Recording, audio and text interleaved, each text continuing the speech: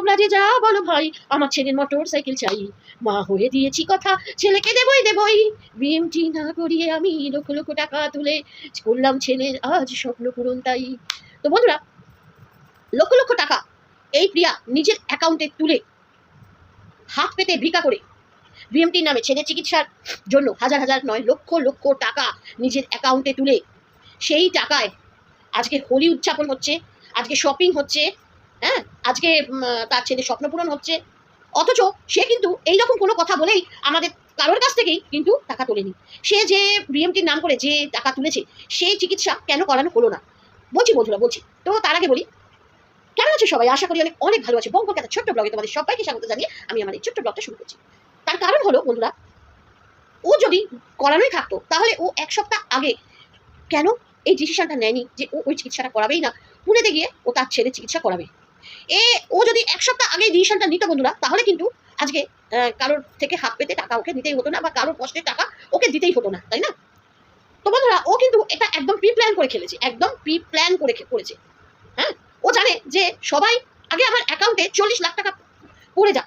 ও কিন্তু বলেছিল যে আমি ভেবেছিলাম আমার এত লাখ ভিউয়ার্স, সেখান থেকে আমার 40 লাখ টাকা কেউ যদি 30 টাকা 50 টাকা করেও দেয়, তবু 40 লক্ষ টাকা কিন্তু আমার উঠে যাওয়ার কথা। মাইন্ডেড। সেই জায়গায় দাঁড়িয়ে যখন তার 12 লক্ষ টাকা উঠেছে, তখন সে কিন্তু একটু আপসেট হয়ে পড়েছে, এবং বারবার সে কিন্তু তার স্ক্যানার বলো, তার ফোনপে, গুগল পে, যা যা এক্সেট্রা এক্সেট্রা যা আছে সে কিন্তু দিতে থাকতো।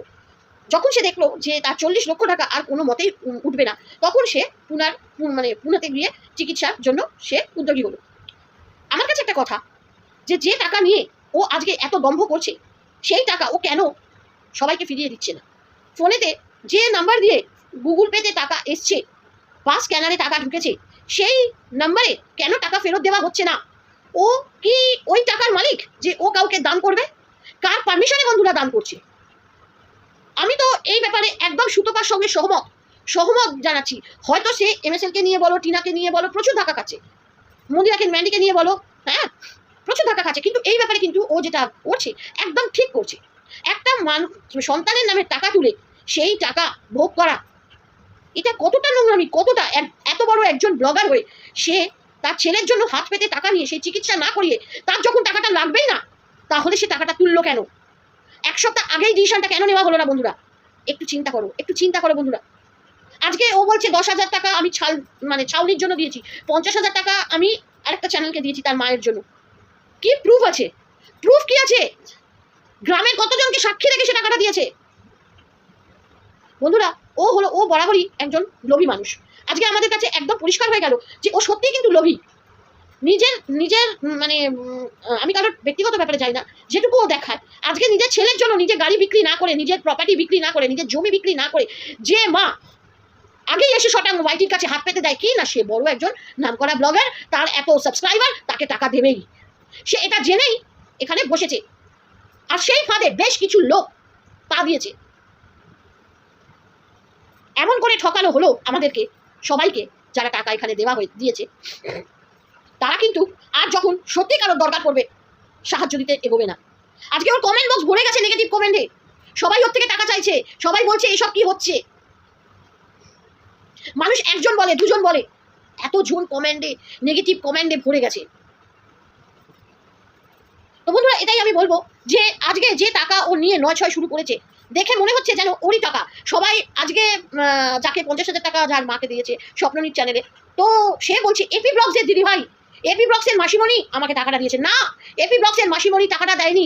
এটা হলো ওর সেই ক্ষমতাই নেই, যে ও 50,000 টাকা কাউকে দেবে। এটা হলো ওর ভিউয়ার্সদের টাকা, ছেলেকে দেওয়ার টাকা, সুস্থতা কামনার টাকা, সেই টাকা দিয়ে ও যথেচ্ছ অপব্যবহার করছে। ওর নামে আমার মনে হয় ওর নামে একটা ব্যবস্থা করা উচিত, আর না হলেও ওর চ্যানেলটা বয়কট করা উচিত। হ্যাঁ, বয়কট করা উচিত। এতগুলো লোকের টাকা আত্মসাৎ, এটা কিন্তু আমার মনে হয় ঠিক হলো না।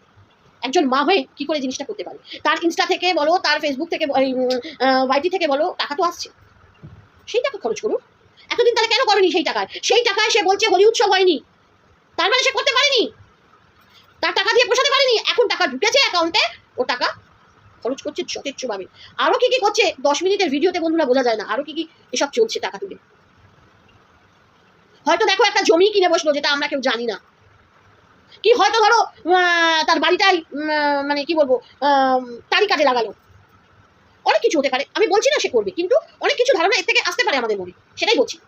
সে হয়তো করবে না, কিন্তু মনে ধারণা তো একটার দিকে ধাক্কা খেলে হাজারটা কোয়েশ্চেন মনের মধ্যে চলে আসে বন্ধুরা। যে টিনের বাড়িটা ভাঙা পড়েছে, হয়তো সেই টিনের বাড়িটা নতুন করে সারাবে।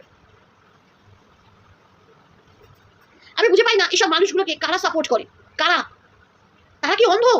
তারা দেখতে পাচ্ছে না যে এই মেয়েটা দিনের পর দিন কি করছে? যার ছেলে অসুস্থ তাকে দেখলে পরে একবারও মনে হয় যে সে অসুস্থ? সে তার মানে কাজেতে আমি দেখলাম ওর ঠাকুমার মানে কাজেতে সকালে একটা ড্রেস, বিকেলে দুখানা ড্রেস। আশ্চর্য! কি জানি, আমাদের তো এত সাজাগুজার সময় থাকে না, কারণ এরকম সময় গেলে পরে